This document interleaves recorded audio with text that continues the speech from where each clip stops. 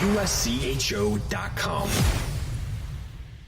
This is the USCHO Game of the Week podcast from U.S. College Hockey Online at USCHO.com. An in-depth look at this week's top college hockey matchup and a preview of the other big games. Welcome to the Game of the Week podcast for Thursday, February 13th, 2020. I'm Ed Trefzger alongside Jim Connelly. This episode is brought to you by the NCAA Frozen Four, April 9th and 11th in Detroit. For tickets, visit ncaa.com/Frozen4. This weekend's Game of the Week is a two-game series that I'm sure a lot of fans have had circled on their calendars for a while, as number 6 Denver visits number 1 North Dakota. And previewing this week's USCHO Game of the Week, Alex Heinert from Midco Sportsnet. He will be calling Saturday's game for Midco as North Dakota hosts Denver in what should be a heck of an NCHC matchup. Alex, thanks for joining us. First off, but what a great season this has been for North Dakota. I think the Fighting Hawks are definitely making a statement that they're here and they are ready to have another great run toward a national title. Yeah, thanks for having me, guys. Yeah, that is the feel around Grand Forks and around the conference right now. Just a great bounce back season for this team that obviously missed out on an NCAA tournament each of the last 2 years for the first time in a long time. They're certainly back and with a vengeance this time around, that's for sure. I look at the players on this roster and the one that, there's plenty of talent up and down. You look at like a guy that's Shane Pinto, 13 goals, Weston Michaud, 12 goals. But then there's Jordan Kawaguchi that has really taken the headlines with not just 15 goals, but 41 points in 27 games. He's a Hobey Baker, realistically a hat trick type of player, maybe even the Hobey Baker winner.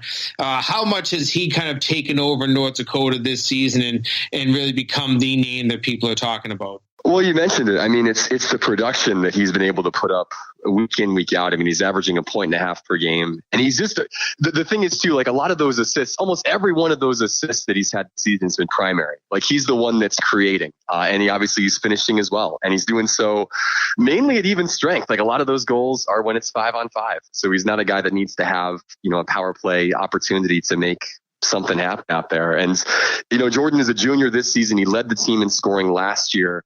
But he's already, I think, 15, 16 points ahead of what he finished last year right now. And we still have a month left in the regular season. He's one of those guys that when he came on campus, you kind of knew that in a couple of years he had the potential to be pretty special. They kind of compared him to Drake Kajula when he came on, just a flair for the dramatic, a really hardworking kid that just is always around the puck and seems to make things happen. And this season, he's certainly kind of, we're starting to see his potential become realized. He's been awfully fun to watch. Yeah, 15 goals for Kawaguchi, only 2 on the power play. Goals in general, though, for North Dakota have become a little bit more frequent. I never look at this as an offensive team, a team that's down offensively, but the last 2 years, they just weren't coming as easily. What has changed to this offense? So what can you point to? Is there any one thing or a couple of things that you can point to that has changed, that has improved? Well, that's just it. I mean, it's really a lot of the same guys that were on the team a season ago when they were averaging a little over 2 goals a game. Now they're tops in the country in scoring at over 4 goals a contest. And it's a balance, I think, of having this big junior class that they've got that came in and was pretty highly touted. I mean, Grant Mismash was a second-round pick. Colin Adams was a draft pick that had a lot of skill and was a highly thought-of guy in the USHL. And then Kawaguchi was a big-time scorer for Chilliwack in the WCHL. They knew these guys were going to be good. And it just took them maybe a year longer than expected for them to really peak. And now we're seeing those guys score in bunches. The freshman class they've brought in is really good as well. You mentioned Shane Pinto. He's the first pick of the second rounds of Ottawa, and he's been tremendous, unbelievable one-time shot. Just as gets in the right areas. He's been a great boost offensively. But it's really still the same sort of North Dakota team that we've seen over the last couple of years, and that they're very balanced. They have a really good line with that group of juniors on top, but even their grind line, which is really Cole Smith, Gavin Hain, and Mark Senden, none of those guys outside of Hain were drafted. Not really a heralded group. And they've really pitched in this year offensively as well as defensively. So they're just from 1 through 4, they're really, really deep. And it seems like guys have taken big leaps this year that were maybe taking smaller leaps earlier in the portion of their career. Two goaltenders have seen action this season, but Adam Scheel has been the one that has really carried the water, 23 games and a 17-3-2 mark. What has solidified on the back end, and how much has that just become a little bit more important to confidence, knowing that you can let up a few shots and you've got goaltenders, no matter who plays, that will be pretty solid in net? Yeah, I mean, that's a great point. I mean, this team was really good defensively last year. They just didn't get any offensive support. And Scheel, who played almost exclusively in goal last year as a freshman until he got hurt down the stretch, had such a tremendous first half. I mean, Peter Tomey is a draft pick of Columbus, and he didn't see any action in the first half of the season because Scheel got so hot.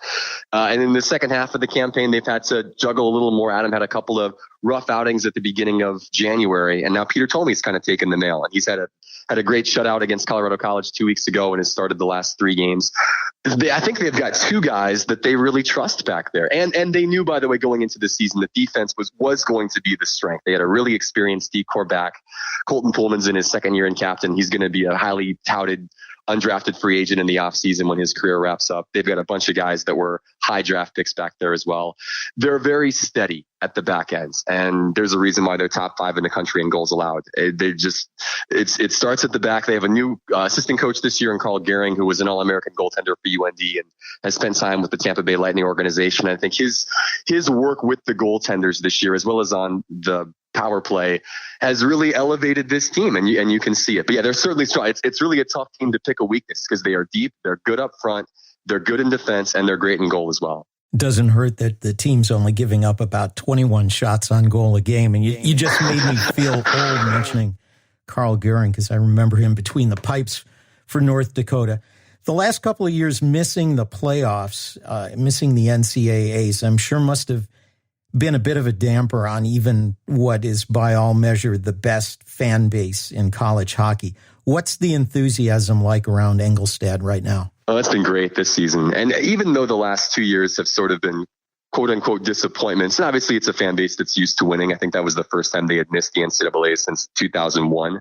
So it had been a while. They had a great run, and I think it just made everybody a little hungrier. I think both within the team and within the fan base.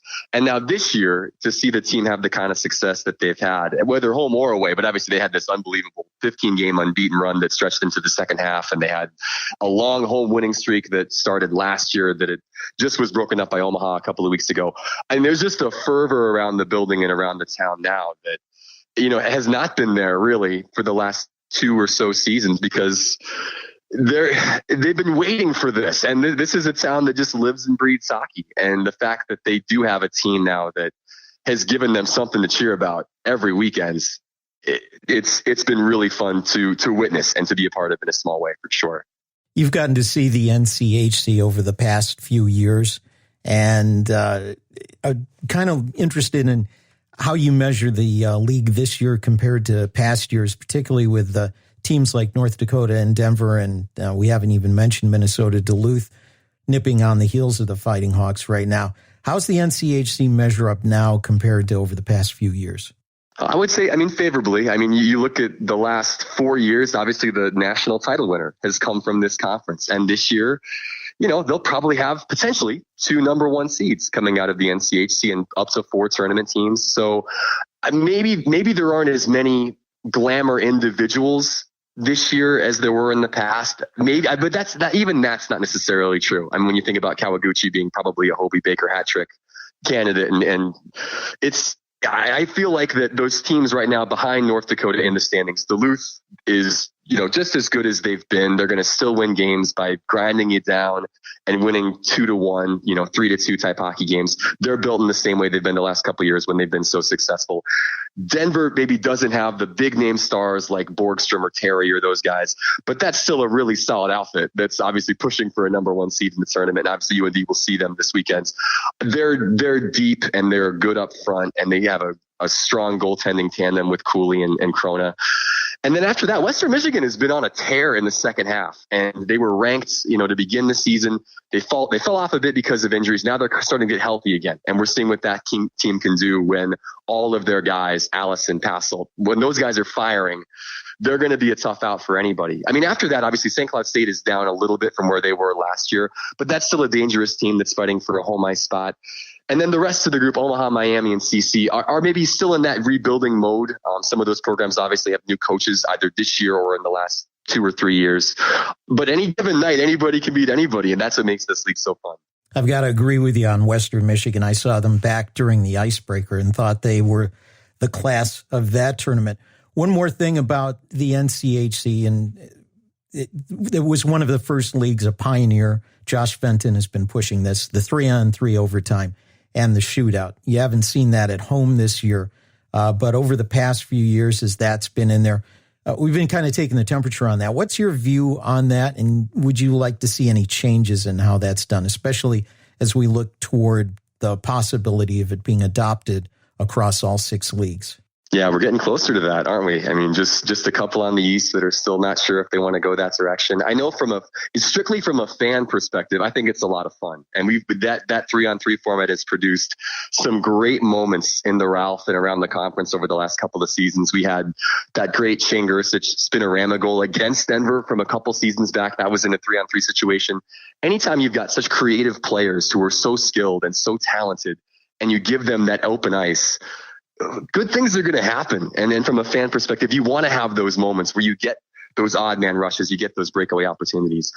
Typically, like from my opinion, it stems a lot from what do the coaches and the players think about it. And I know from a North Dakota perspective, Bradbury likes the system a lot. And I think the guys do too. And it's what the NHL does. So that sort of feels like the way the way that makes the most sense. And I like the way that the NCAA and the NCHC currently do it, where if you get that overtime tie after 5 minutes of 5-on-5, it doesn't hurt you in the pairwise. It's an extra point in conference. And that seems to be in my mind, I guess about the best way to do it. But like I said, I just the coaches like it and the players like it within the program. And the fans like it as well. So that's 3 for 3 in my book. Alex, before we look into Denver, I want to ask you, you've been around that area up in the Grand Forks area over the last couple of seasons when they've hosted regionals and haven't had a chance to go. This year, North Dakota does not host, and there are 4 locations they could go. Do you hear from any of the fans saying, boy, I hope they go here? There's nothing really easy. There's nothing drivable for, anybody that doesn't want to sit in the car for at least probably almost 10 hours. But do you get a sense from the fans where they'd really like to be when the regionals start? I think that they're just excited to be back in the tournament. I know that if you look at from a flight perspective, you can get a pretty cheap flight from the Grand Forks area, Fargo, Devils Lake, any place around there, into Denver. And I think so Loveland would probably make the most sense just from an expense standpoint. It's a quick flight. It's not very expensive to get there. And people are used to making that trip. On the flip side, I think people have good memories of going to Worcester or going, I don't know, obviously like Albany and Allentown have not really been in UND's radar recently, but that also becomes kind of a fun experience to get to travel to the East Coast. So I would guess from just an ease of travel perspective, people would like them to be closer, quote unquote. But what's this thing? A flight is a flight. So if it's going to be to Pennsylvania or to New York, they won't mind. The green crew is still going to travel. They're in every arena wherever this team goes. So it won't dent attendance, I don't think, from a visiting perspective for sure, wherever they end up. This weekend, they will not have to travel as Denver comes to them. What are your thoughts on Denver in the prep work you've been able to do? What kind of is the biggest concern that North Dakota is going to face in Denver this weekend? Well, David Carlson's good. And really, before that week against Duluth, they had gone 11 in a row unbeaten. They were playing some of the best hockey in the country. Obviously, a slip up against the Bulldog team 2 weeks ago where they got swept and they had the bye just like North Dakota. It's a DU team like most seasons that's built on speed. And North Dakota was able to handle their speed and skill and outpower them a little bit. North Dakota is the heaviest team in the country. Denver's the 3rd lightest team. And we kind of saw some of that play out from a physicality standpoint in November in Magnus Arena when these two played the first time. And, UND got the first series win in that building since 2003. For them, at least with an overtime, a 3-on-3 overtime win and then 4-1 victory the next night. So for North Dakota, it's going to be, let's just do that. Whatever that was that we had out in the Rockies back around Thanksgiving, let's bring that into Grand Forks. But certainly when you look at this Denver team, it's for them, it's this big group of sophomores that were so good last year as freshmen that have kind of taken a step forward. They've kind of started to rotate goaltenders now with Devin Cooley coming back from injury, but they're still solid back there. This was a team, of course, in Denver that knocked out UND of the NCHC tournament last year and essentially ended their season and kind of had the better of the play a season ago. And North Dakota's trying to repay the favor. And it sets up for a great matchup. I mean, these two teams have so much history together, 16 combined national titles.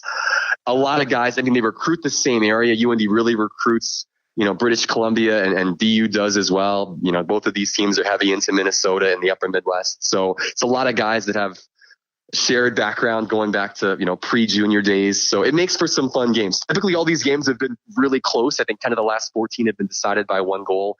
So we expect another barn burner. It's going to be exciting to see how this weekend shakes out. Well, it will be the battle of the nation this week, easily the best matchup that we're going to see. Friday night's game, that one will be on CBS. You can catch that one, CBS Sportsnet nationally. Saturday on Midco Sportsnet in the North Dakota area, and Alex Heinert will have the call. Alex, we really appreciate you taking the time to join us today. Good luck to the Fighting Hawks the rest of the way, and enjoy your calls. No, thanks so much. Thanks for having me, guys. Enjoy the rest of the season. More of the Game of the Week podcast coming up in a moment after this word from our sponsor, the NCAA Frozen Four, April 9th and 11th in Detroit, Michigan. This is the USCHO Game of the Week podcast from US College Hockey Online. Every time you show up, every time you make your presence heard, whether you clap your hands or stomp your feet, lead the chant or join the chorus. However you choose to be a fan, you make the game. The NCAA Frozen Four, April 9th and 11th at Little Caesars Arena in Detroit. Visit ncaa.com/Frozen4 to get your tickets today. Continuing with the Game of the Week podcast, I'm Ed Trefzger alongside Jim Connelly. And Jim, let's start out with our Game of the Week. Number 6, Denver at number 1, North Dakota. I'm with you. I'm looking forward when I get home from the arena on Friday or sometime on Saturday, watching the DVR of that game. That should be spectacular. I think it will be. And, it was interesting the point that Alex Heinert was making about how North Dakota is the heaviest team in the country, Denver one of the lightest teams in the country. So it becomes kind of that ride 'em hard, heavy, difficult to find space hockey against a team that really does love to fly in Denver. So it's interesting when you think about how these two teams have to each approach the game. It's will at this point. Who's going to be able to impose their will, play their game against one another? It's going to be interesting to see if Denver can use speed to its advantage. A stingy 21 shots on goal against a .903 save percentage in Adam Scheel has been successful for North Dakota. A few more shots on goal, some odd man rushes may be the difference. But on the other hand, North Dakota, along with that number 6 defense in the country, is number 1 in offense, averaging over 4 goals a game. That's going to be something tough to defend against. Yeah, I think that is what has made the biggest difference this year, was the ability for this offense to break through. And you heard Alex talk about it. Not too much has changed personnel-wise. It's just the ability to get things done and be more improved players. And then even on the back end, you don't know. I mean, as he mentioned, it's not necessarily Scheel and net, and both goaltenders playing well. You might even see both of them play in the 2 games this weekend. Hard to know where Brad Berry's head is moving, what direction it'll be moving. But, I think that, you have somebody great on the back end. When you have that luxury, doesn't matter who's between the pipes. For the Fighting Hawks, a sweep on the weekend would give them space again between them and Minnesota Duluth. The Bulldogs have the weekend off, so those 2 games in hand get caught up this weekend. And the only other game, Western Michigan at Miami in the NCHC, a big one for Western Michigan. But let's turn to the Big Ten, where all 3 series have some impact. The one that was a highlight that we talked to Mel Pearson earlier in the week on USCHO Spotlight is the series with Michigan and Michigan State at Mon Ice Arena on Friday, and then on Monday at Little Caesars Arena downtown.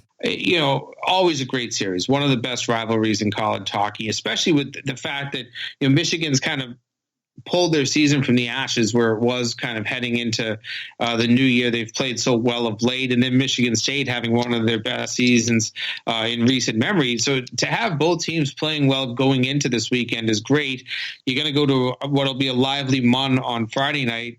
And then, a couple of days later, you're going to be in Little Caesars. And as Mel Pearson said, he says, it's great to have an environment where you have 10,000 fans cheering for Michigan and 10,000 fans cheering for Michigan State. You don't always get that in a regular season college hockey game. So that will be fantastic. And it'll mean a lot. Can Michigan keep their streak going here? Can they move up in the standings? Can they pass Michigan State in the standings? That would be something that would be on the line this weekend. You get either one of these teams gets 6 points out of this weekend. They're going to have some good momentum and maybe even take a significant leap forward in the Big Ten standings. Minnesota's at Notre Dame for a pair. The Golden Gophers winning 5 of their last 6. Notre Dame had a great weekend at Penn State last weekend. 2 teams with momentum, both of them needing wins. Certainly, both need to play their best hockey right now, and I do like the way that Bob Mosko's Minnesota team has been playing of late. Notre Dame, they seem to be turning things around. There was a pretty bad stretch there that you didn't know what was happening, but that series at Penn State a couple of weeks ago, that was one that probably got their heads going back in the right direction. Time off is always good as well, and I think that's probably helped them a little bit. And if there's any injuries, you can kind of heal some of those. And I think you should have a Minnesota team that goes in hungry and a Notre Dame team that's a little bit rested and probably pretty hungry themselves. Penn State has a chance to maybe open up the gap on first place with Ohio State off this weekend. They travel to Wisconsin. The Badgers have been up and down, but they've lost 5 in a row. And wouldn't this be the weekend that Wisconsin turns it around, right? You're expecting Penn State. Here's your weekend. Here's your chance. You're sitting in first place. Your opportunity to maybe open up a little space, and then you go to Wisconsin, the last place team. That would be the time that, of course, something would go wrong. But listen, for Penn State, you just have to kind of take it one game at a time. You're doing the right things right now. You had a good weekend last weekend. You found ways to get the majority of the points out of your weekend. Keep it going. And Wisconsin is just another opponent on the schedule. Yes, you should win these games on paper, but paper isn't where they play the game. Paper's so different from ice. In the WCHA, 2 ranked teams taking on each other. Number 16, Bemidji State, is at number 19, Northern Michigan. Northern Michigan had a rough weekend last weekend against Minnesota State, and Bemidji is looking to get some space in the top of the standings in the WCHA. And if anybody is going to have a chance to catch Minnesota State, you need to be taking 6 points out of this weekend. And, Bemidji would be the team that probably needs it the most to have that opportunity, with Minnesota State idle this week. But right now you're battling for position, as you mentioned. And if Bemidji is able to take 6, they might not even be looking at first place. They're probably looking at making sure that they get that home ice berth in the quarterfinal round. And that's something that any wins this weekend, 1 win, 2 wins, 4 points, 5 points, whatever it could be, comes out of those 6. You do that and you're going to be taking care of business, and you're really putting yourself in a position to make sure that you're going to be home in that first round. Speaking of home in the first round, if the season ended now, Alaska would be the 4th team with home ice. Bowling Green travels to Alaska for a pair this weekend. Bowling Green, 6 points behind Alaska, can pull even with a sweep. And it's a chance for Alaska to maybe cement home ice, and whoever finishes 5th in the league would have the unenviable task of heading up there for the first round of the playoffs. I mean, how motivated can you make Alaska? The thought that you could be at home for the playoffs is something that it's been a number of years since if my memory serves right, that either Alaska team has been home in the first round. And that would be huge to be able to have that series in your barn, not have to get on a couple of planes and travel for whatever it is, 10, 12 hours, wherever you're going, plus layovers. It's a long trip is what I'm saying. And it's just easier to make sure that you get to stay home, make somebody else make that trip to you. It's right in front of you, Alaska. You take 6 points this weekend, you can almost assure yourself that you're going to be home in the quarterfinals. Well, let's head out east. A few series to highlight. The one at the top here is very interesting. 2nd place versus 9th place is the 11th team in the country versus the 12th. Number 11, UMass Lowell, number 12, Northeastern, home and home this weekend. Yeah, you don't often hear teams separated by 1 spot in the USCHO.com poll. and be separated by basically the entire league almost in Hockey East, is second against ninth.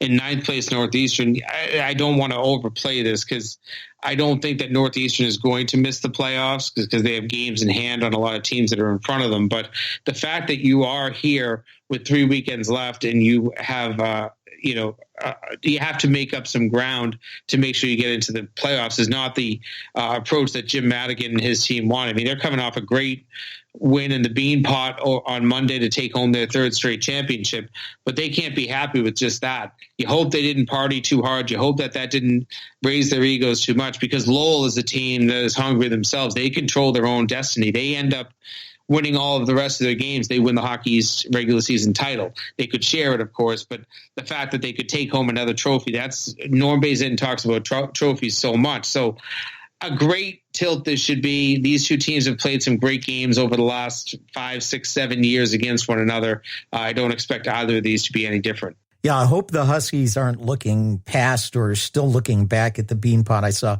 social media on Thursday morning with them eating cereal out of the Bean Pot cup. So you're right. They need to be focusing on this weekend. 2 other quick hits in Hockey East. We've been talking about number 17 Maine and how they have a chance to win Hockey East. They've got UConn in for a pair of games, and that's at Alfond Arena at home, where they are unbeaten this season. Pretty impressive. And listen, UConn is trying to make sure that they start pulling some points out of these weekends, because it's one of those things that everything is so razor thin in this league right now that if you don't get anything out of a weekend, if you don't at least get a point, you really want 2, but if you don't get a point out of any weekend, you're now putting yourself in position to drop all the way down to 8th, maybe even 9th place, and that means no playoffs. So very big weekend for both teams, but UConn, just if they want to make sure that they're going to be playing once these playoffs begin, this is one of those weekends. They can't have an empty weekend. They've got to find a way to get some points. And somebody that needs to not slip up, home and home, number 7 Boston College taking on Merrimack. Fridays at Merrimack. Right now, the Warriors are on the outside looking in, and it's a tough battle for them to make a playoff spot, but BC cannot afford to stumble. No, they can't. And desperation for Merrimack, that's first and foremost. They're going to play desperate hockey, as I thought they did last weekend in both games against both Lowell and a 5-1 win against Boston University. But BC over the years, and I don't exactly know the number off the top of my head, but if I think of some games that they've struggled, some places that they've struggled over the years to win, at Merrimack has always seemingly been a tough game for Boston College. And who knows, I haven't looked at it just, recently, but maybe they've been good over the last 3-4 years. But I remember watching bad losses take place for very good Boston College teams at Merrimack. So this is one, it feels almost like a little bit of a trap for BC. You think that you can get away with a win. You scored 7 goals on Monday night. You're feeling good about yourself. But this Merrimack team is going to play with desperation. They're going to be hard to beat both nights. In the ECAC, Clarkson and Cornell are tied for first. Quinnipiac is 4 points back. Clarkson is at Quinnipiac on Friday and then travel to Princeton on Saturday, while Cornell has Union and Rensselaer in for the weekend. That Friday, Clarkson at Quinnipiac is a huge one. Well, that's obviously the marquee game when you're talking about 2 nationally ranked teams and 2 teams in your top 3 of the league right now. It's a big one, but so are all the other games you mentioned. I mean, there's just no room for error if you're Cornell or Clarkson and you're trying to hold on to first place. And then if you're the chaser, like a team like Quinnipiac or a team like Harvard, they're going to host Yale in their rivalry game on Friday. I mean, these are some big games. There's just no room for error in that league. Expectations are easily missed when you lose a couple of games that you're supposed to win. In Atlantic hockey, there was a big matchup on Tuesday where AIC prevailed 6-2 at home over Sacred Heart. That gives AIC a 3-point lead and a game in hand. AIC is at Canisius. Niagara's at Sacred Heart on Saturday and Sunday. A lot of positioning for the top 5 in that league. Bentley, 3 points behind RIT, is at RIT for a pair this weekend. And Army has 2 games at Mercyhurst, and the Lakers with only 3 games won so far this season in the league. An upset seems unlikely, but a lot of points on the line this weekend for standings. Certainly. I think that Bentley RIT series kind of stands out because Bentley is doing its chasing. They've played some pretty good hockey of late in the league. I think they've won at least 3 in a row in the league, and they're starting to creep up the standings. If you go on the road and take a couple, now they've been winning at home. If you go on the road and take a couple, you're probably not just going to be jumping up, but you're going to feel pretty good about yourself, and you're going to know you're playing your best hockey. I think that's what Bentley's looking for in RIT. They're just, they realize that they're in a position that if they take a couple of wins out of this weekend against Bentley, they can start sewing up their first round bye in home ice in the quarterfinal round. That's kind of what's on the line for RIT. They have to feel good if they can come out of this with 2 wins. In non-conference play, Alaska Anchorage has a pair at number 10, Arizona State. Senior night on Saturday for Arizona State. But the Sun Devils have got to watch out because this is a weekend, even with a sweep, that could end up hurting them in the pairwise because Alaska Anchorage comes in at number 56 on the season with only 4 wins. Yeah, all these calculations out there, and I've looked at a number of different ones that kind of give you the percentage, how likely it is a team is going to make the tournament. The one I use, and the one I think I trust the most, has them 90% to make the tournament. Now, what does that take into account? Could they lose their next 3 of the next 4 or lose all 4 and slip down? Certainly, but it doesn't seem like even losing all 4 that maybe they wouldn't slip out of the top 14. At that point, then the reason that it's 90% is because of the fact that you then need certain things to happen in the league tournaments, certain upsets, so that you then push things down. Listen, you lose the next four games if you're Arizona State, and that 90% is going to drop to about 50%, and you're then going to be crossing your fingers as you watch, knowing you can't play any more hockey. And that's one of the things that there's no way that Greg Powers can be overlooking that with his team. He has to be talking to these guys about, these are your last 4 games. You have nothing to leave it on the table for. We get a month off, basically, if we can come and play really well on these 4 games, and then we'll come back a month later and look to go into a single elimination tournament and win a couple of games. That's what Greg Powers has to be approaching with his team as he goes into this weekend series. Well, that kind of is our wrap-up of what's going on around the country this weekend. Some great hockey, some standings on the line. It should be a terrific weekend in NCAA D1 hockey. This episode's been brought to you by the NCAA Frozen Four, April 9th and 11th in Detroit. For tickets, visit ncaa.com/Frozen4. For Jim Connelly, I'm Ed Trefzger, and we'll catch you next time. This has been the USCHO Game of the Week podcast, a production of U.S. College Hockey Online.